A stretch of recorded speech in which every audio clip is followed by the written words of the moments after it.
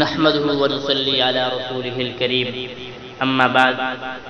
محترم سامعین کرام، آج میں آپ حضرات کے روبرو ایک ایسا عنوان، ایک ایسا موضوع اور ایسا ٹاپک لے کر آیا ہوں جو ایسا عنوان ہے جس کے تعلق سے میں خود اپنے آپ کو چھوٹا منہ بڑی بات کا مصداق سمجھتا ہوں۔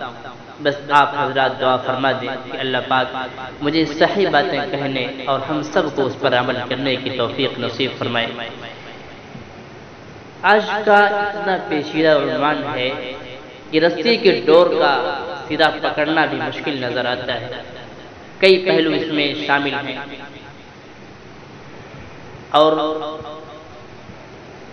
بات اگر دیکھی جائے تو عنوان ایک طریقے سے بن سکتا ہے سسرال کے جھگڑے۔ یہ ایسا پرخطر عنوان سمجھیں کہ سسرال ایک ایسی جگہ ہے کہ اس میں ایک کھینچا تانی کا ماحول ہوتا ہے۔ اگر ساس سے پوچھو تو وہ اپنی جگہ سچی، بہو سے پوچھو تو اپنی جگہ سچی، نندوں سے پوچھو تو اپنی جگہ سچی، سچی بھی سب ہوتی ہیں اور عجب بات یہ ہے کہ پریشان بھی سب ہوتی ہیں۔ تو آخر کوئی نہ کوئی تو بات ہوتی ہے کہ یہ گھر کے اندر ٹینشن یعنی تناؤ کی کیفیت پیدا ہوتی ہے، ایک دوسرے کی غیبتیں ہو رہی ہوتی ہیں، اختیارات کی جنگ ہو رہی ہوتی ہے، گھر پر سکون ہونے کے بجائے دنگا اور فساد کا ماحول نظر آتا ہے۔ میں کچھ گزارشات آپ حضرات کی خدمت میں عرض کروں گا کہ سب سے پہلے ہم سب اچھی طرح یہ ذہن نشی کر لیں کہ جو سسرال ہوتا ہے یہ لڑکی کا اصلی گھر ہوتا ہے۔ ہر لڑکی کو ذہن میں یہ بات سوچنی چاہیے کہ میرا اصلی گھر سسرال ہے۔ بیٹی ہمیشہ پرائے گھر کی امانت ہوتی ہے۔ ماں باپ بہت ہی پیار سے پالتے ہیں، لیکن ایک وقت آتا ہے بالآخر اسے دوسرے کا گھر جا کر بسانا ہوتا ہے۔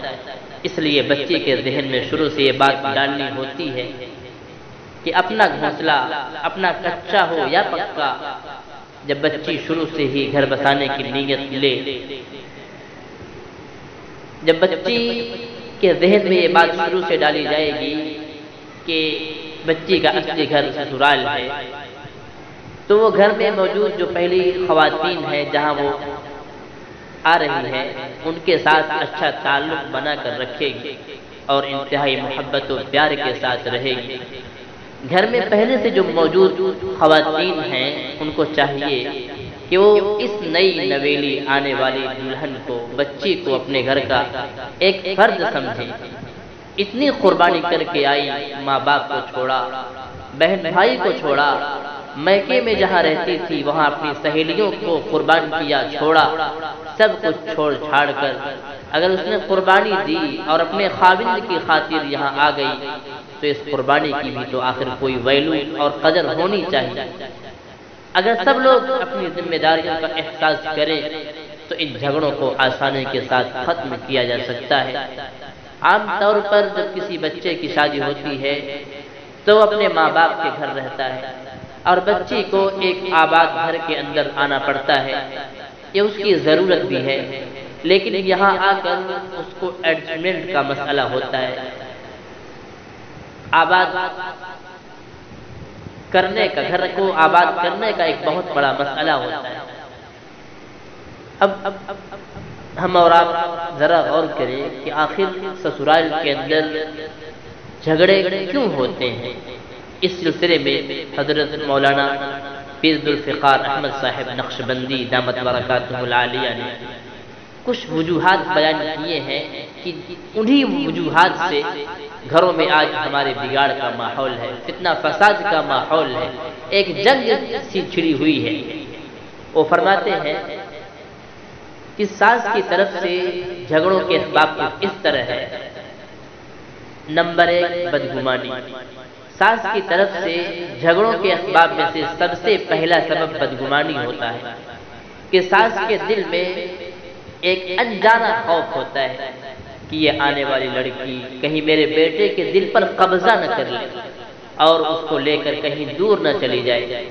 لہذا جب وہ دیکھتی ہے کہ میاں بیوی آپس میں محبت کے ساتھ رہ رہے ہیں تو ایسے ایسے حربے استعمال کرنا شروع کرتی ہے کہ میاں بیوی کی محبت زیادہ پکی نہ ہو۔ چنانچہ وہ اپنے بیٹے کو اس کی بیوی کے بارے میں شکایتیں لگانا شروع کر دیتی ہے تاکہ اس بڑھتی محبت کو کم کر سکے۔ ذہن میں اس کے یہ ڈر ہوتا ہے کہ اگر اس لڑکی نے میرے بیٹے کے دل پر قبضہ کر لیا تو یہ مجھے دودھ میں پڑی مکھی کی طرح نکال کر باہر پھینک دے گی۔ لہذا محاذرائی اور جنگ شروع ہو جاتی ہے۔ لیکن میں بہت معذرت کے ساتھ میں آپ حضرات کو بتاتا چلوں کہ وہی عورت جب اپنی بیٹی کی شادی کسی گھر کرتی ہے تو اس کی پوری کوشش یہ رہتی ہے کہ میرا داماد میری بیٹی کا بن کر رہے۔ لیکن جب ایک عورت کے گھر دوسرے گھر کی بیٹی آ گئی، اپنے بیٹے سے اس کا نکاح کر دیا، ایک لڑکی کو اپنی بہو بنا لیا، تو پھر یہاں پر وہی سوچ وہی فکر کیوں نہیں ہوتی؟ اللہ تعالیٰ اس گناہ سے ہم سب کی حفاظت فرمائے، اس سوچ سے ہم سب کی حفاظت فرمائے۔ پھر پیر ذوالفقار صاحب فرماتے ہیں جو دوسری وجہ ہے وہ حکمرانی ہے۔ دوسری وجہ یہ ہوتی ہے کہ بہو کے آنے سے پہلے ساس اپنے گھر میں آل ان آل سب کچھ ہوتی ہے، اس کا حکم چلتا ہے، وہ گھر کی مالک ہے، بڑی ہے۔ لیکن جب بہو آتی ہے تو ساس اپنی اس حکومت کے اندر ذرہ برابر بھی کسی کی دخل اندازی برداشت نہیں کرتی۔ لہذا اس کی کوشش ہوتی ہے کہ آنے والی لڑکی میری باندی بن کر رہے، غلام بن کر رہے، خاوند کے بجائے میرے اشاروں پر چلے، جو میں چاہوں اس گھر میں وہی ہو۔ بعض گھروں میں ہم نے یہ بھی سنا، پیر صاحب فرماتے ہیں کہ ساس کی حکومت اتنی مضبوط ہوتی ہے کہ اگر بہو کو کوئی چیز کھانی اور پینی ہے تو فریج کا دروازہ کھولنے سے پہلے ساس سے اجازت لینی پڑتی ہے۔ اب اگر آنے والی کسی بچی کو اس طرح محکوم بنا دیا جائے، غلام بنا دیا جائے کہ فریج میں کھانے پینے کی چیزوں میں بھی اس کا اختیار نہیں، تو پھر جھگڑے نہیں ہوں گے تو اور کیا ہوگا؟ اب بیوی اپنے خاوند کے لیے تو ہر قربانی برداشت کر لیتی ہے، لیکن بیجا دوسرے بندے کا اس کی ذاتی زندگی کے اندر اتنا دخل انداز ہونا اس کو بھی برا لگتا ہے۔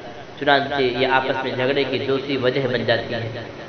آگے تیسری وجہ فرماتے ہیں کہ بیٹے کی کمائی پر استحقاق۔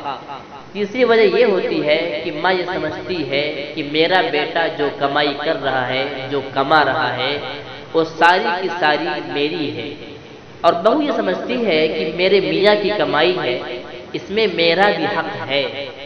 چنانچہ یہ آپس میں ایک دوسرے کے ساتھ جھگڑا پیدا ہونے کی تیسری وجہ ہوتی ہے۔ آگے پیر صاحب فرماتے ہیں جو چوتھی وجہ ہے وہ بد اعتمادی ہے، یعنی بھروسہ نہ کرنا ہے۔ ساس کے دل میں یہ ڈر اور خطرہ بھی رہتا ہے کہ یہ بہو ہمارے گھر کی چیزیں اور پیسے اپنے میکے نہ بھیجے، اپنی بہن کو، اپنی سہیلیوں کو نہ بھیجے۔ چنانچہ اس پر بھی وہ شک کی نظر سے اس کو دیکھتی ہے اور کئی دفعہ اس پر تلخی بھی ہو جاتی ہے۔ نمبر 5، ساس کی تلخ مزاجی۔ آپس کی رنجش کی بنیادی وجہ ساس کی تلخ مزاجی اور بڑھاپا ہوتا ہے۔ وہ اپنی جوانی کی زندگی گزار چکی ہوتی ہے اور بھول جاتی ہے کہ آنے والی بچی جوان ہے، نوجوان ہے، اس نے اپنے میاں کے ساتھ ابتدائی طور پر زیادہ وقت گزارنا ہوتا ہے۔ تو شادی کے دنوں میں جب میاں بیوی ایک دوسرے کے ساتھ زیادہ وقت گزارتے ہیں تو ماں سمجھتی ہے کہ مجھے اگنور یعنی نظر انداز کیا جا رہا ہے، حالانکہ اس میں نظر انداز کرنے والی کوئی بات ہی نہیں ہوتی۔ چنانچہ کئی مرتبہ ساس اپنے بیٹے کو کہتی ہے کہ تم تو شادی سے پہلے رات کو میرے پاس آ کر بیٹھا کرتے تھے، اب نہیں بیٹھتے، میرے پاس آ کر بیٹھا کرو، اور پھر رات کو دیر سے اسے اپنے کمرے میں سونے کے لیے جانے دیتی ہے اور صبح بھی بہت جلدی اپنی بہو کو ناشتہ بنانے کے نام پر اس کے کمرے سے بلا لیتی ہے۔ یہ جو میاں بیوی کی زندگی میں دخل اندازی ہو رہی ہوتی ہے، یہ بھی ہم اور آپ مانے نہ مانے آپس کی ٹینشن کا سبب بن جاتی ہے۔ یہ وہ وجوہات ہیں جو عام طور پر ساس کی طرف سے پائی جاتی ہیں۔ اللہ تعالی ہم سب کو گھریلو جھگڑوں سے نجات عطا فرمائے، آمین۔ وآخر دعوانا ان الحمد للہ رب العالمین۔